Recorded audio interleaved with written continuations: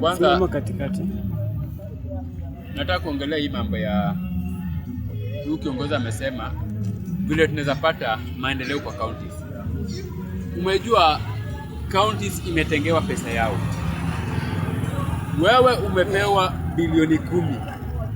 Hiyo bilioni 10 wamepiga hesabu wakajua hii bilioni 10 unaweza fanya nayo kitu kwa kaunti yako. Ukikosa kufanya, wewe governor tutakulaumu. Hatuwezi endea kwanza rais. Ile tukitaka industry hapa Githurai lazima tuende kwa governor. Governor asipotumia ile pesa amepewa kisheria. Sio kuomba, amepewa kisheria. Yeye ndio tunamlaumu. Wacha niongelee mambo ya education na nataka kumulika Kiambu na Nairobi especially. Head teachers wa Kiambu na Nairobi. Leo hii nauliza, mtu anataka kuleta mtoto shule admission. Hiyo pesa mnachukua pesa mingi. Imetoka wapi? Ministry gari imesema admission ya mtoto grade 1 ni 5,000. Nyinyi head teachers wa Kiambu na Nairobi mnafanya wazazi hawalali. Mtu ako na watoto 3 atatoa 15,000 wapi ya kufanya admission? After admission unaambiwa kuna 3,000 ya class, 2,000 ya desk, vitabu ananunua.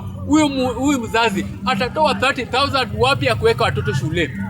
Na naambia Ministry of Education, hii county ya Nairobi na Kiambu, ile kitu inafanyika huko ni corruption kubwa. Ni corruption kubwa. Tafadhali enda muangalie ile kitu inafanyika huko. Ongeni na wazazi waambie ile kitu inafanyika huko. Imekuwa mahali watapeli, wale wanafaidika, wanatajirika kupitia kwa mfuko ya watu, wazazi hawana kitu. So kwanza ile najua vizuri, Kimbo Primary School mnachukua zaidi ya 10,000 kwa mtoto moja.